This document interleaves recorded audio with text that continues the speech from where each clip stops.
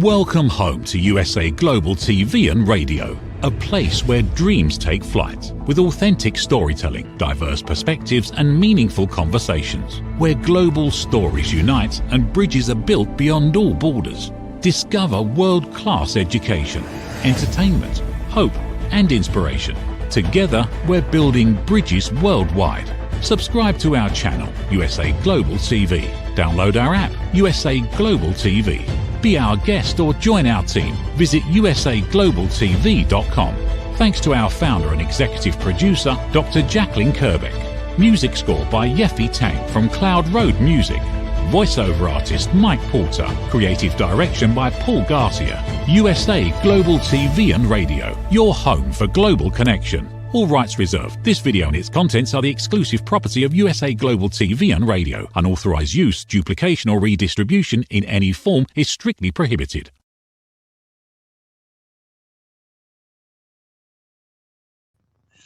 Howdy, y'all. Well, we got a nice blur. There we go.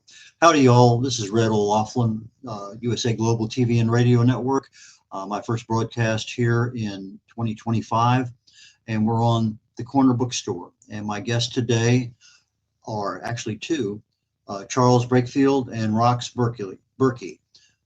I've had a chance to chat with them in the past on USA Global TV and Radio Network and other networking options. So they are co-authors of a series called the Enigma Series, and they will join me now. We will get started and talk about their books as thrillers, and they have a surprise announcement to make. So please join me, Rox and Charles. Hello, Red. Hello, Happy New Year. Happy New Year, Red.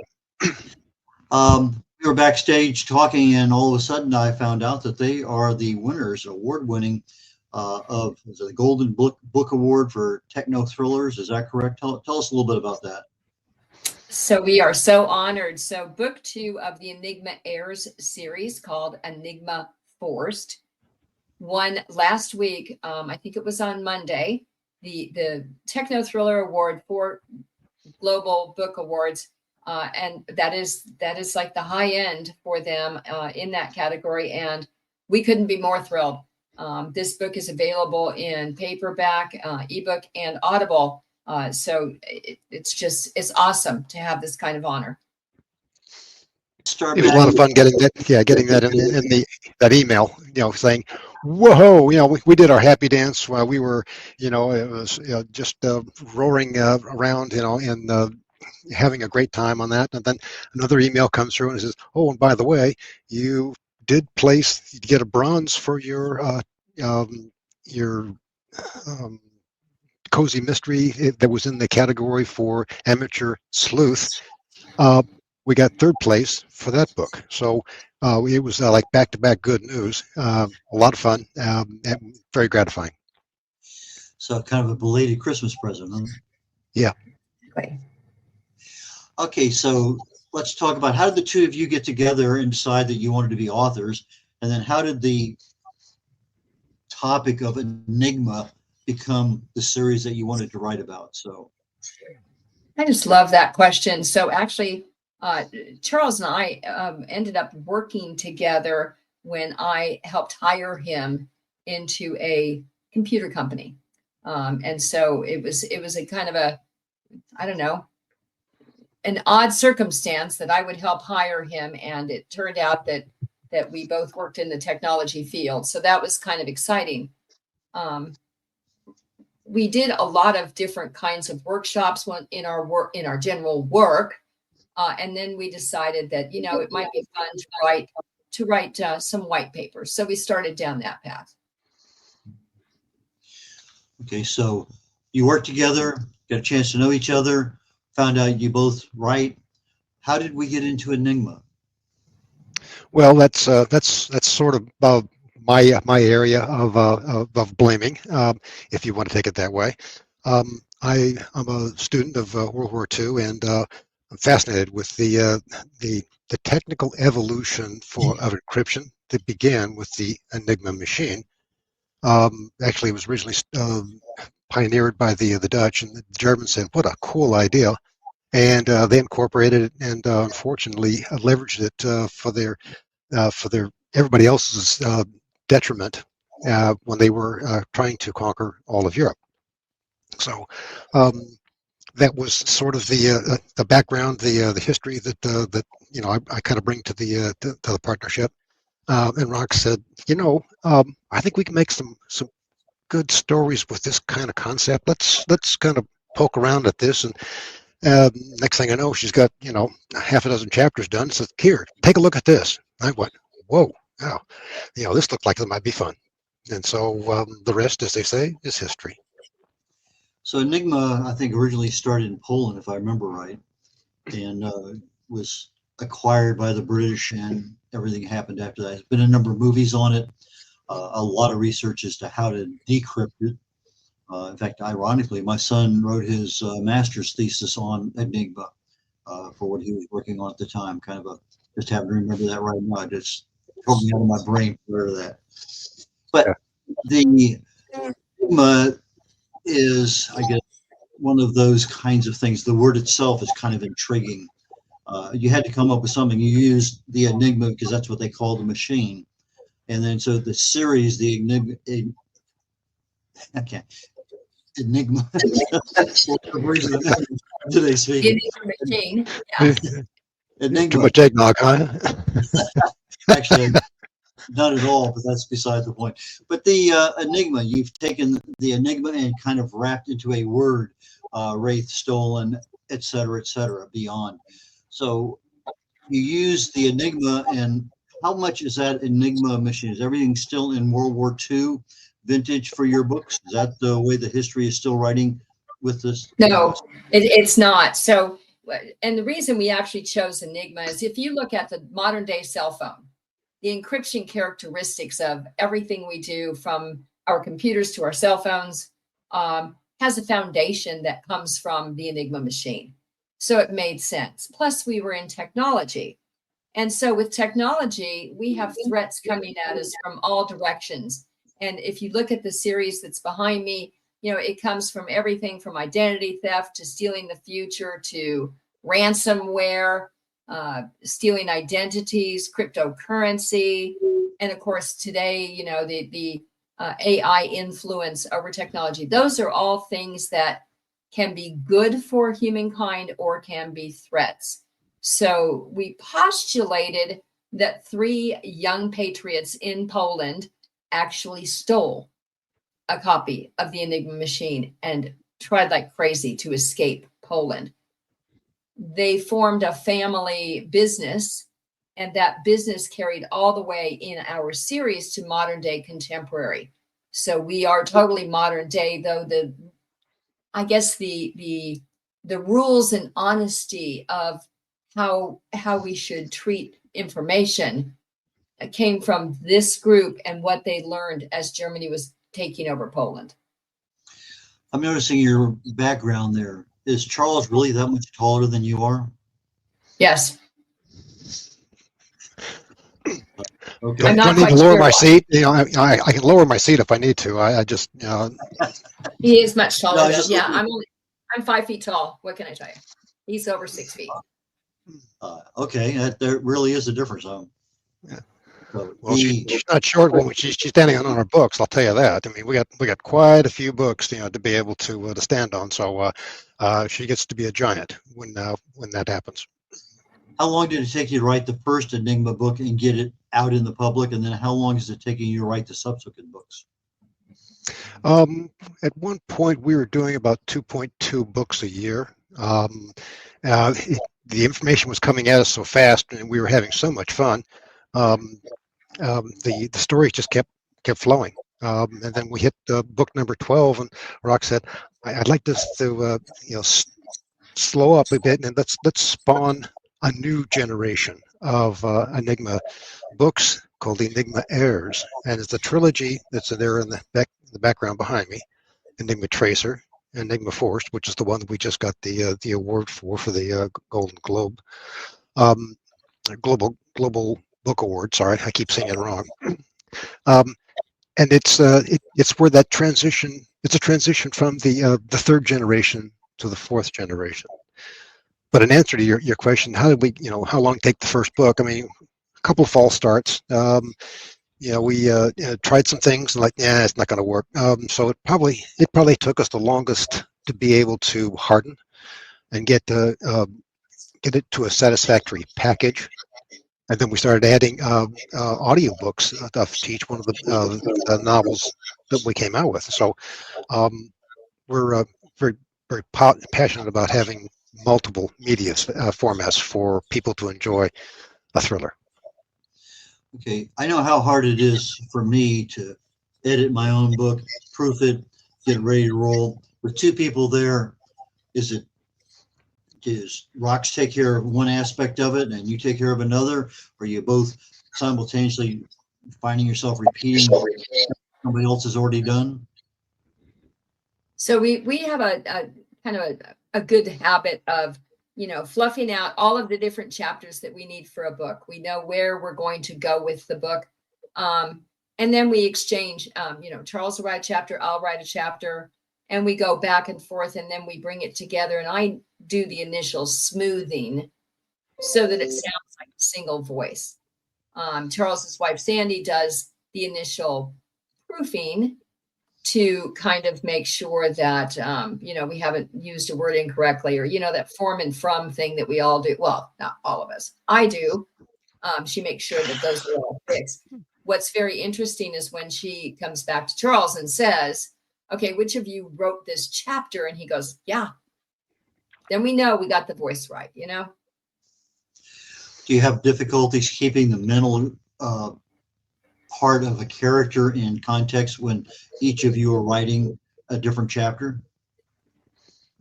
Well, it's a give and take, Red. I mean, we might start off with the, here's the character, and it gets polished. I mean, this back and forth, this literary ping pong that we play with the stories also applies to the characters. So they get smooth and polished. So if they're an evil genius, or if they're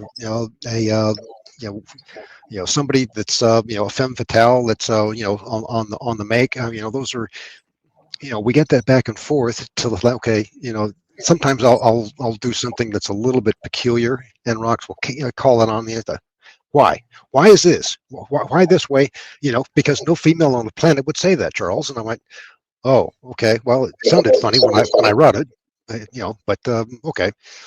So we get that give and take, that the different perspective that helps us craft good stories that are engaging and entertaining. Okay, so you went from the Enigma series to the Enigma Heirs. Heirs. Okay, so are these the characters from the original Enigma and their sons and daughters? Is that what you're talking about, heirs? Is that my interpretation? Yeah, exactly right. This is a family information business that was formed at the end of World War II and has moved through to modern times. So we have a couple of different generations going on. Heirs is actually, as Charles was indicating, technically the fourth generation of this family business. Fourth generation. So from World War II, okay, I can see that. Yeah. That makes sense from a time perspective to today. And obviously they're using AI and all sorts of other things that the third and second generation didn't even know about. Exactly. Yeah. Exactly. So how do you keep up with the technology today? Obviously AI is there, but it seems like there's just so many different ones that enhance what was there. I mean, ChatGPT just a couple of years ago was the thing. And now all of a sudden there's so many add-ons to that. It just seems unbelievable. How do you keep up with the technology? Well, we work in the technology field. And so if you look at technology, it's a conveyor belt of all of these threats that just keeps rolling past. We pick up a threat and we work it into a story. Ah, okay. Got you now. I understand a little bit more about that. So you're keeping modern day, and if it can work into the next chapter or the next book, you're going to see it. Okay. Yeah, correct. That's right. These are the things that, these are the boogeymen that people have to deal with, because technology is it's built to operate in a certain fashion, to a benefit. But there's always some clown from the dark net who thinks that if they distort it just a little bit, I can take it and make it to work to my advantage, and I can steal cryptocurrency from people, or I can, re-engineer human beings to live 1,000 years. Those are the kinds of things that, like, who would have thought of something like that? And that's what we do. We look at the technology coming through, like, here's how it could be distorted to our disadvantage. And this is where our heroes, the R group and the CATS team, they step in and say, no, we're here for the benefit of humanity, not to line your pockets. And that's where the thriller part comes in for the stories. I believe most of us have probably heard about the dark web, but what really is the dark web? Well, it's actually a marketplace. If you want to look at it from that standpoint, it's where you go for contract murders. You go for human slavery. If you want narcotics, if you want any kind of illegal business activity, it's actually advertised in these areas of the internet. You have to know where to look, and it's not a place for the faint of heart. But they actually have, it's an IP address, and then of course that means that it's searchable and discoverable. That's kind of a good news thing, because that's where the FBI and all of the different nationalities have their cyber good guys whacking on these people from the dark net, trying to put out their business model out of business. We hear about cyber hacking a lot. In fact, I think it's been a topic here just in the headlines just the last part of 2024 and even here in 2025. The cyber hacking. So somebody in China, in Romania, in some country in Africa or South America, they are able to actually, let's say your website, they could get into your website and change anything they want on your website. Is that an accurate description of cyber hacking? It's stealing information. So usually you have something tasty on your website that somebody wants to steal, such as, your identity. So they can do other nefarious things, or they want to, intrude and steal some other aspect or get information on you. So it's been going on for years. This is not a new habit of hacking into different sites to gain different information, whether it's hacking to, steal phone number information so you can do free, global or international calling. That's been going on for a long time. Or, it's a thief thing. It's I want to steal something because I can, and you aren't protecting it well, so I'm going to go get it. Yeah, and so with that technique, where they started monetizing it is where it became so onerous. Red, getting into the databases of like a hospital, or some place that has some very valuable information. Banks, Microsoft, they're always under attack, and if they get in, then this is where the ransomware comes into place. Okay, I've stolen all your equipment, all your information. I've got to park someplace. I'm going to publish it unless you pay me money, and that's where the cryptocurrency comes into play, because it's easily transferable, not like gold bullion or dollars and or whatever. So that's where the darknet people operate from. They're out there looking to be able to get into, not my website, because it's like, okay, I don't have a whole lot of dollars there, or any dollars for that matter. But if I have something of interest, like let's say a new manuscript that we've been working on, that could be held for ransom. So, or there's several different ways that they operate, and like I can go on for like half an hour or so more, but I'm not going to, because there's so many threads that we look at all the time saying, wow, I never would have thought to do that, and that those sort of find their ways into the our book series. My neighbor is like all of us, nothing there, just basically his emails and whatever. And he's been hacked 4 or 5 times in the last 3 or 4 years. And the first one cost him $300 to get access to his world again. So it doesn't have to be a bank. It can be literally anybody. And I had read something that just his particular case, it was on a laptop. I said, just let the battery die a natural death and don't recharge it. And he did that, and it got rid of whatever malicious software that was on there. And it's had a couple, 3 other times. And he just lets the thing run down. I don't know that that's a generic solution for anything like that, but it seemed to be an easy one for him. He paid $300 one time, and then after that, he's been able to handle it. But I don't know why he is being hacked, but apparently a very easy $300 for somebody to make. Well, if you get $300 from 100 people on a weekly basis, that's decent money for the script kiddies that are running amok. Now, some of the big corporations that we've that have been reporting on using their tools to be able to tell us what's going on. We noticed that last year, 2024, looks like there was $2 billion worth of money confiscated or extorted from people around the planet, and a lot of it falls in. They got a lot of swell stuff to be able to figure out where it's going. And there's like 4 or 5 different countries that keep popping up. I'm not going to go into all that right now, but they're the cyber sleuths that we write about. We pattern them very much after what's really going on in the real world. Well, I know that Rox has to leave a little bit early today, and I know that you have a new venture that you're trying to get into, fantasy. So before she leaves, why don't we talk a little bit about this transition from techno thrillers into fantasy? So how did that happen?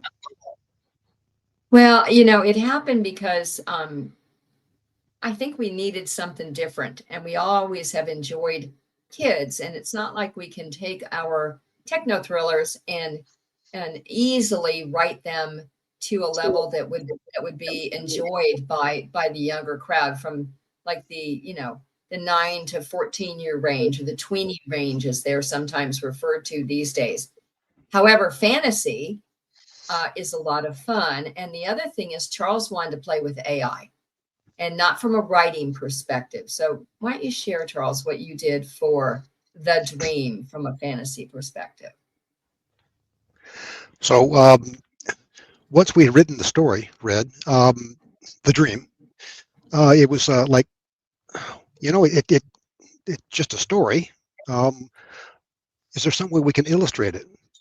And so I started poking around, being the techno geek that I am, and I found this, swell program, and and it said, if you build a prompt for me, I can maybe engineer a nice graphic for you. And after a couple of weeks of doing that, we got pretty good at getting it pretty close to what we wanted to help illustrate the story. And so we started interleaving.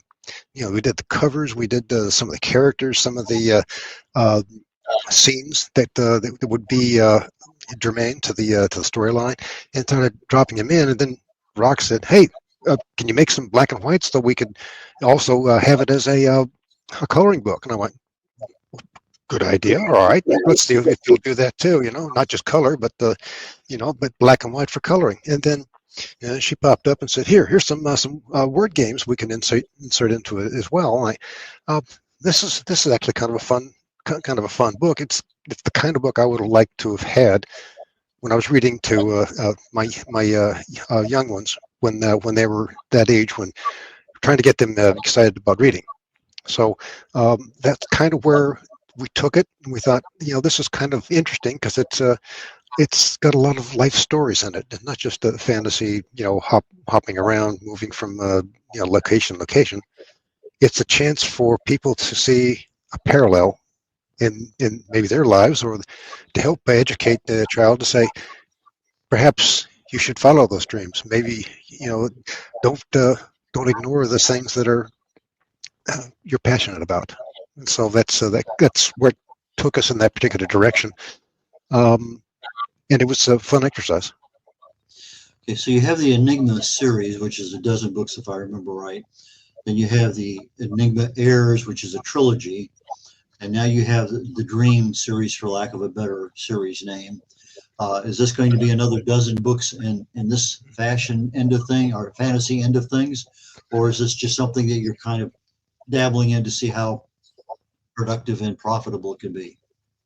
I think it's more of a dabble, Brad. You know, we've also dabbled with short stories, and we've dabbled with contemporary women. So, you know, it's we like people, we like writing, we like sharing fun stories, and so hitting different genres and getting different people excited about what we provide from a storytelling perspective.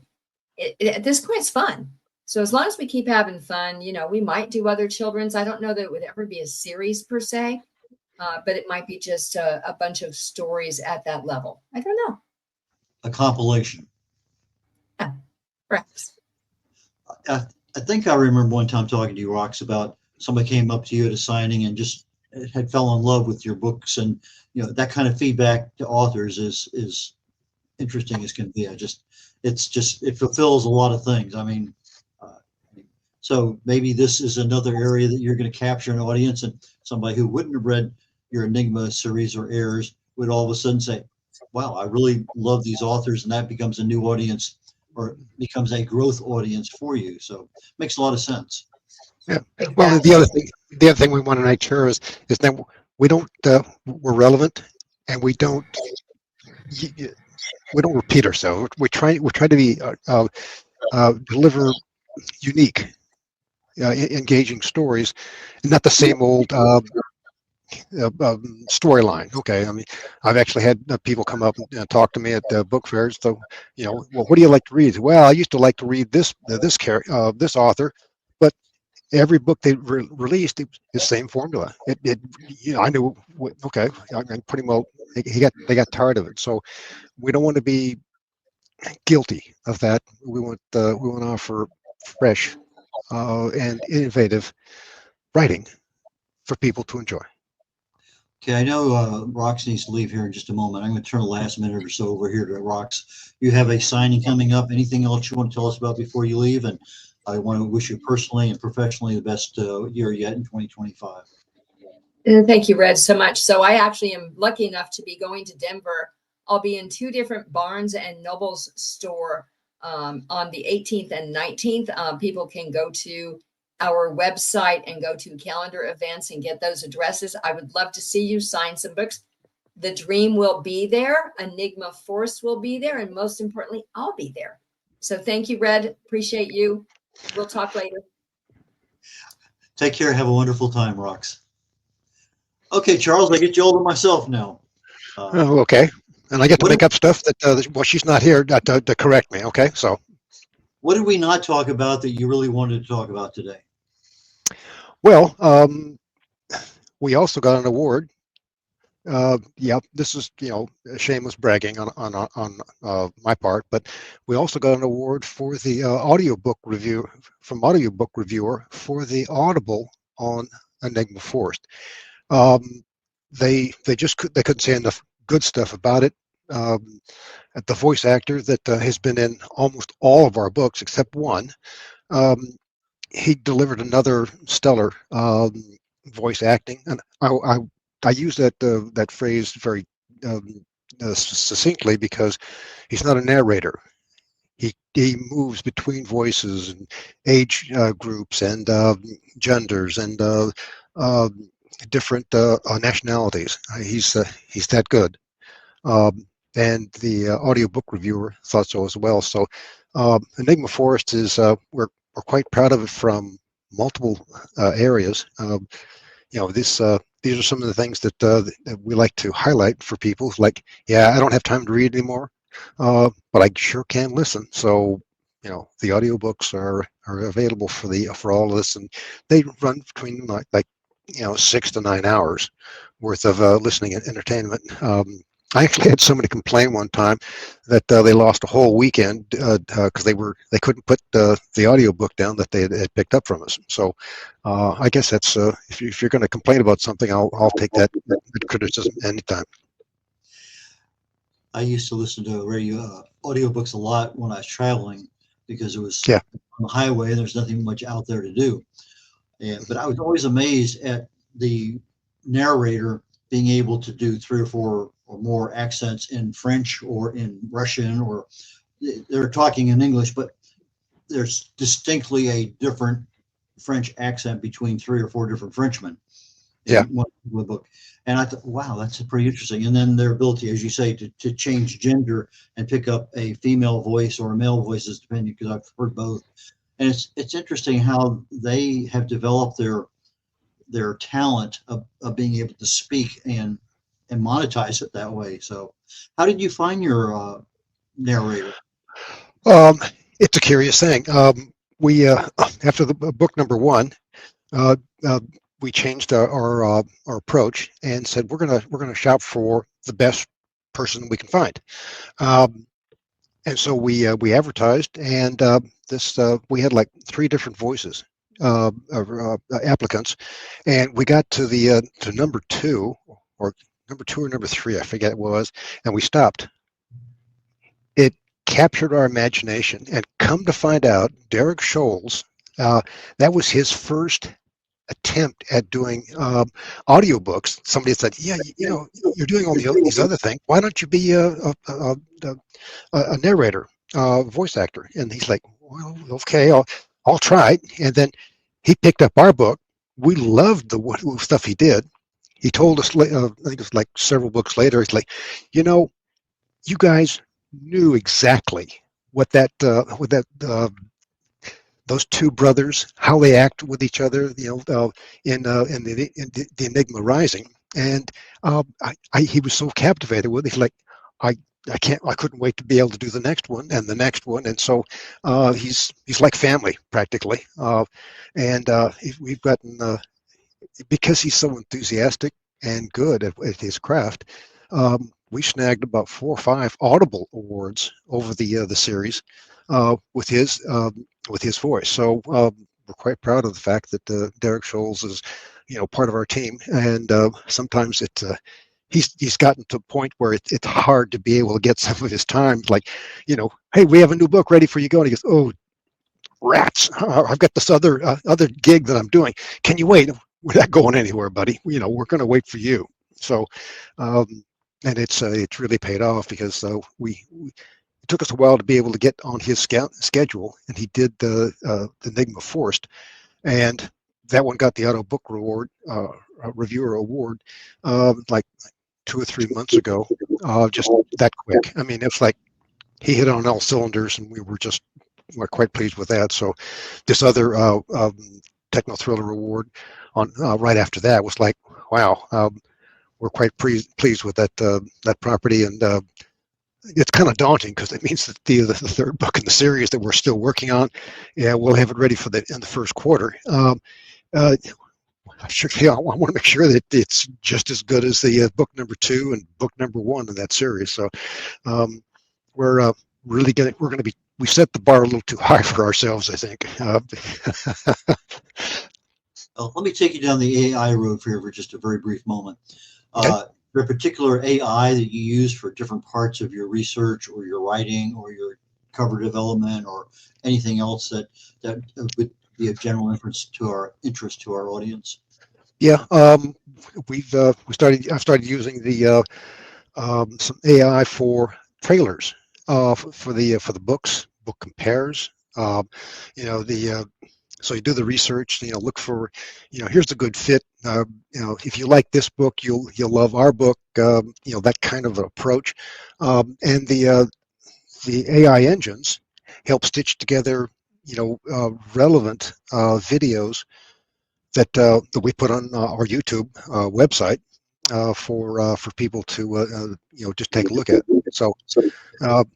And then crafting them with the 30 to 60 seconds requirements, which is what you don't want to violate that, and that the AI engine will pull together you have to build a prompt. I mean, you can't just say, hey, just do this for me, because you'll get all kinds of nonsense.